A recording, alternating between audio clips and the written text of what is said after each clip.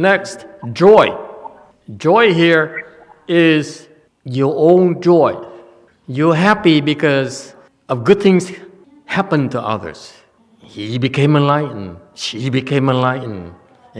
She's got a super lotto, and she's not going to give me a dime because I'm Buddhist. I'm still happy for you, and so forth. I'm happy. It's an eternal state of mind. Why? Because, can someone tell me why the Buddha taught us about this joy here? It seems so frivolous, seems so self-serving, isn't it? I mean, most of you think, joy, oh God, now I'm going to go out after this. No, this joy here is two things.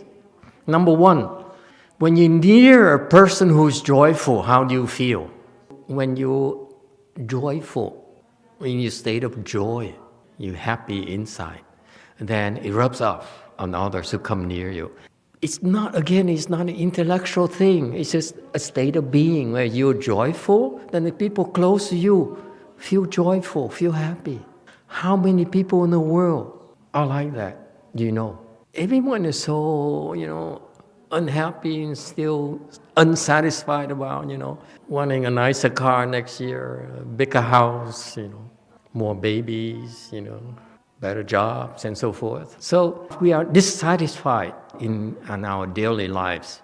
You always want something more and more and more and more. So there's this thirst, this hunger for more. When this person is joyful, comes to you and say, oh wow, it's really, really very beneficial for your mental health. And the second reason is a lot less obvious, is why does the Buddha teach you about joy? Is to counter your jealousy.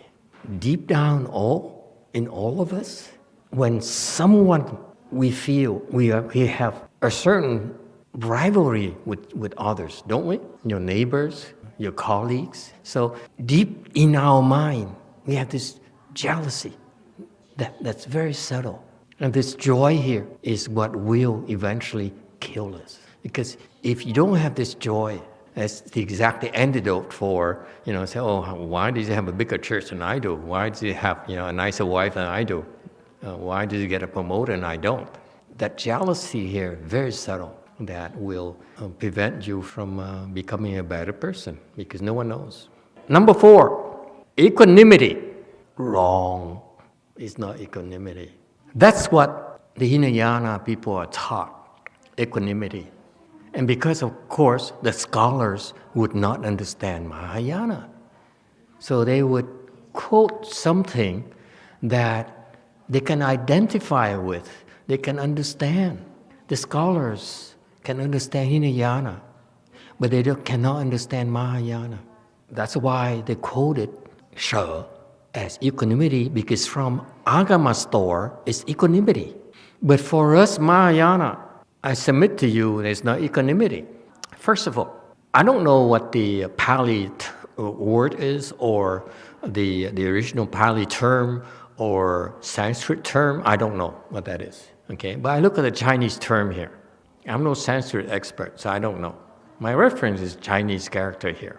This Chinese character here has a few meanings. It has to let go, to give away. Let go in a giving away sense. I let go as a gift to you, as ceding to you, as yielding to you. That's the first meaning.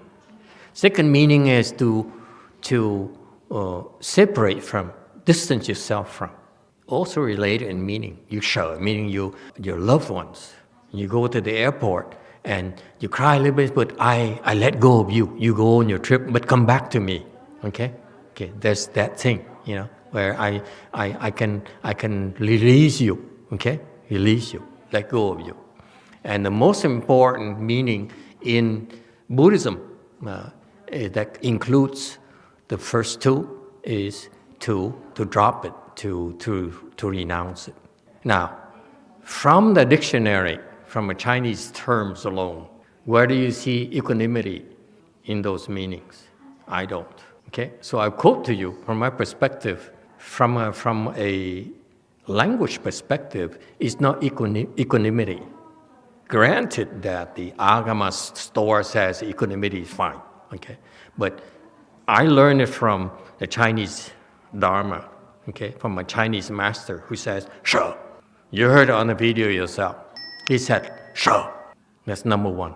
So for us, from my perspective, it's not equanimity, but it's renunciation. Renunciation includes equanimity. Equanimity is too small. Renunciation is much bigger. And that's worthy of Mahayana. Mahayana, we like big, big things. So it's to renounce. To renounce what? We renounce every single attachment. If you attach to eating, you have to renounce that. You attach to money, you have to renounce. So you renounce, okay? Because you renounce things that are hard for you to renounce. So when you cannot renounce, at that very moment, that's when you realize that you have an attachment to that. You cannot let go. That's what the Dharma is so beautiful, because you keep on renouncing this. The Buddha renounced his throne. He renounced his lovely wife who was pregnant with the first child. He renounced his parents. He renounced his attendants. He renounced eating until he's full. So anyway, and the things you find hard to renounce are your deep-seated attachments. That's what's so beautiful about it. If you say equanimity, compare the equanimity. You want to give me a car? Okay. You want to give the car to someone else? Okay. You want to give me a boat? Okay. You don't need to renounce anything, right? So that's it. That's the difference. Okay? So renouncing has equanimity in it, built in. It's a much, much deeper Mahayana Dharma than equanimity. Equanimity is a different kind of application. But if you want to become enlightened, then you practice renunciation. Emituofo, Emituofo, Emituofo, Emituofo, Emituofo, Emituofo, Emituofo.